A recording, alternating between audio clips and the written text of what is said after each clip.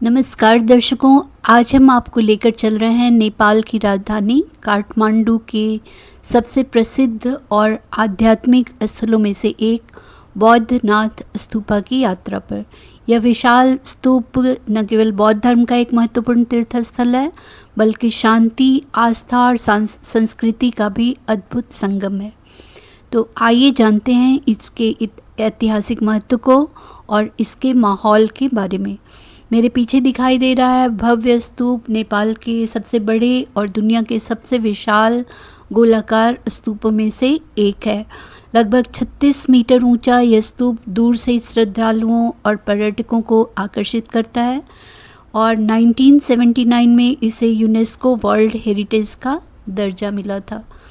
तो देख रहे हैं स्तूप गोलाकार है, इसके चारों ओर बहुत सी दुकानें हैं और सुबह शाम श्रद्धालुओं की और बौद्ध एवं तिब्बती लोगों की बहुत ही ज़्यादा भीड़ लगती है। मान्यता है कि इस स्तूप का निर्माण प्राचीन काल में हुआ था, शायद 5वीं शताब्दी में, पर वर्तमान संरचना संभवतः 14वीं शताब्दी में बनाई गई है। यह स्थान कभी तिब्बत और भारत के बीच प्राचीन व्यापार मार्ग का महत्वपूर्ण पड़ाव हुआ करता था।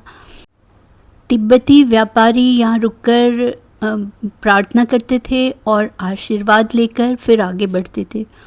इस स्तूप की खास पहचान है इसके ऊपर बने बुद्ध के विशाल नेत्र। ये चारों दिशाओं में देखते हुए हैं और ज्ञान, करुणा और जागरूकता का संदेश देते हैं। सफ़ेद गुंबद ब्रह्मांड का प्रतीक है, जबकि ऊपर की 13 सीढ़ी-नुमा परतें ज्ञान प्राप्ति के 13 चरणों को दर्शाती हैं। पूरा तो हम लोग गुंबद के किनारे किनारे मेन एंट्रेंस तक आ गए हैं और जो सार्क कंट्रीज़ हैं उनके लिए टिकट 100 रुपीज़ नेपाली में है और बाकी देशों के लिए 400 रुपीज़ नेपाली में है। बाकी यहाँ के लोकल लोगों के लिए टिकट नहीं है। तो यहाँ पर टिकट दिखाकर आपको अंदर आना होगा और यहाँ से अंदर आकर गुंबद के ऊपर भी, तो ये ऊपर आकर गुंबद के चारों ओर आप देख सकते हैं किस तरह से रंग बिरंगे झंडे लगे हुए हैं जो पृथ्वी के 5 तत्व को दर्शाते हैं। स्तूप के अंदर कश्यप बुद्धा और शाक्यमुनि बुद्ध के शरीर के अवशेष और उनसे जुड़े और अवशेषों को रखा गया है, यानी कपड़े वगैरह और भी जितने भी अवशेष थे उनको यहाँ संभाल कर रखा गया है। पूरा स्तूप एक विशाल मंडल के रूप में है जो बौद्ध दर्शन की गहरी आध्यात्मिक अवधारणाओं को दर्शाती है। सुबह शाम यहाँ का वातावरण बेहद शांत और आध्यात्मिक होता है। श्रद्धालु स्तूप के चारों ओर घड़ी की दिशा में परिक्रमा करते हैं, प्रार्थना चक्र घुमाते हैं, ओम पद्मणि पद्मे हूम मंत्र का जाप करते हैं।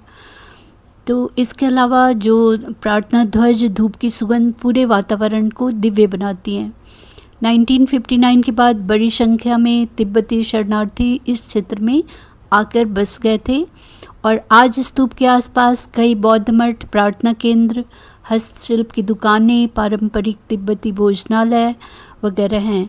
इसलिए इस क्षेत्र को अक्सर लिटिल तिब्बत भी कहा जाता है और काफ़ी संख्या में बौद्ध यहाँ पर आपको घूमते हुए दिखाई देंगे। इसके साथ साथ जो पर्यटक हैं वो भी बहुत ही ज़्यादा संख्या में आते हैं।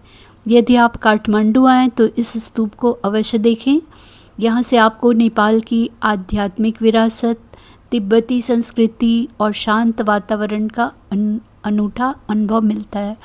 शाम को जब हजारों दीपक जलते हैं और स्तूप तो रोशनी से स्तूप जगमगा उठता है तो यहाँ का दृश्य और भी मनमोहक हो जाता है। इस पवित्र स्तूप का निर्माण 5वीं शताब्दी के आसपास तिब्बती राजा सोगोत्सेन गैम्पो द्वारा किया गया था। बताया जाता है कि 25 अप्रैल 2015 के भूकंप में स्तूप को काफ़ी क्षति पहुंची थी और काफ़ी क्रैक्स आ गए थे। उनकी जांच हुई, अगर बचाया जा सकता है तो उसे बचाया गया, नहीं तो ज़्यादा टूट फूट वाले पोर्शन को हटा दिया गया। रिपेयर के लिए बुद्धिस्ट ग्रुप ने और उनके वॉलंटियर्स ने चंदा दिया और लगभग $2.1 मिलियन चंदा इकट्ठा किए गए और 30 kg सोने का उपयोग हुआ इसके रिपेयर करने के लिए। और बाद में यहाँ के प्रधानमंत्री यानी नेपाल के प्रधानमंत्री पुष्प कमल दहल द्वारा इसका उद्घाटन किया गया। लोसार या तिब्बतन नववर्ष फरवरी या मार्च में मनाया जाता है, जिसमें दलाई लामा की इमेज को डिस्प्ले किया जाता है और अंत में यानी जब फंक्शन ख़त्म होने लगता है तो डांस वगैरह भी होता है। स्तूप को रंग बिरंगे लाइट से सजाया जाता है और 15 दिन का ये सेलिब्रेशन चलता है। तो स्तूप के आसपास सोवेनियर शॉप, बुद्ध की मूर्तियाँ वगैरह सब जो इनसे जुड़ी हुई चीज़ें हैं वो सारी मिल जाएंगी। इसके अलावा भी बहुत तरह के शो पीसेस वगैरह मिलते हैं। यदि आप काठमांडू आएँ तो इस स्तूप को अवश्य देखें। यहाँ से आपको नेपाल की आध्यात्मिक विरासत, तिब्बती संस्कृति और शांत वातावरण का अनूठा अनुभव मिलता है। शाम को जब हजारों दीपक एक साथ जलते हैं तो पूरा स्तूप रोशनी से जगमगा उठता है और यहाँ का दृश्य और भी मनमोहक हो जाता है। यह स्तूप एक धार्मिक स्थल नहीं बल्कि शांति, सह अस्तित्व और आध्यात्मिक ऊर्जा का प्रतीक है।